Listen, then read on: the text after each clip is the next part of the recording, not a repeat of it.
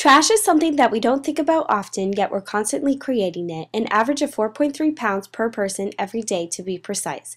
As a society, we're caught up in a vicious cycle of consuming, using, and then throwing away. The breakdown of waste in landfills produces methane, one of the most potent greenhouse gases. The incineration of waste also produces carbon dioxide as a byproduct. While only 33% of our waste is recycled in the U.S., other countries such as Germany require separate collections for recyclables and biodegradable waste. But recycling is not a cure-all, as a lot of energy is required and materials are often downcycled and lose their value. Our school, American University, has adopted a zero-waste policy, and we are curious about what they're doing to live up to the pledge. We started this spring composting all the food waste from the terrace dining room.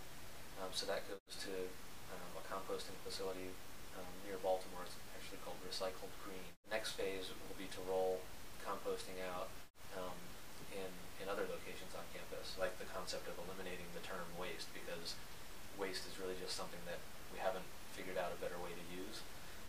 We participated in Recyclemania this year.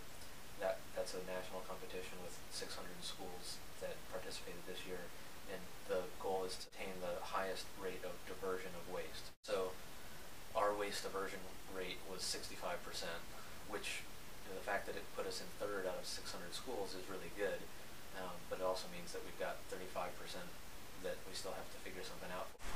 Hey, my name's Chelsea and I'm a Green Eagle, and basically today we're going through all of the waste that was just produced today, and we have all these trash bags and we're going to take out plastics, aluminum, cardboard, and put them into other piles.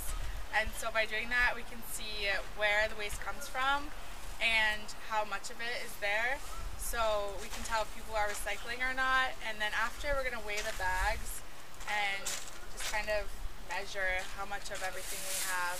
Okay, so far we've been doing this for a couple of hours, and we've seen that in a lot of the trash bags there's plastics and cardboard mixed throughout, so it kind of shows that people aren't recycling from the beginning.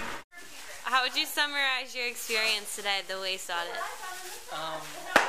We make a lot of trash, and it stinks. The purpose of this is, at least for the people who are involved, to see how much waste we produce in one day, just from the residence halls, and to find that a lot of it is actually stuff that we could compost or recycle or reuse. I deal with the recycling on a day-to-day basis, so it's actually nice to see the students and the folks actually getting involved, and it gives them the inside look and understand.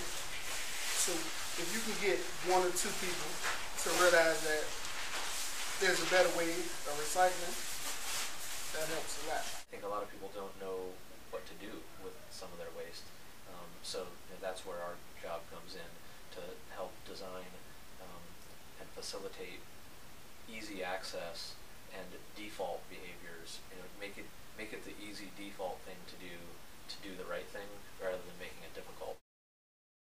I think when most people think of waste, they think of trash cans overflowing with waste. They don't, and they think of that as like kind of an aesthetic problem more than anything else. I don't think most people are aware of the waste generation problem that we have, which is that a lot of waste ends up polluting water, and a lot of it ends up polluting air. A lot of our waste in America is incinerated, and then the rest is buried underground, and it stays there for a long time. So if that's what we want to give future generations, that's what we're doing. I don't think a lot of people realize that.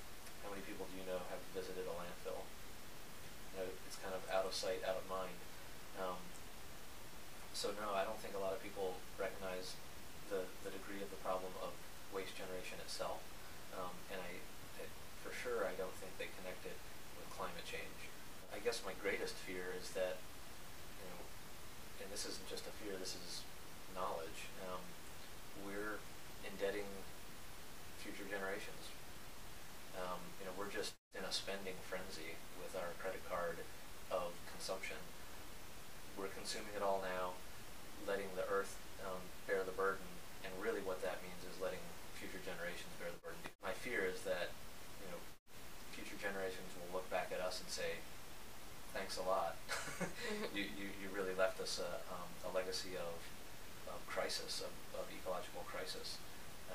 So that's, my hope is that that our generation is going to solve these crises, so that future generations will look back and say, that's amazing, human civilization was at a turning point, and there was an historic change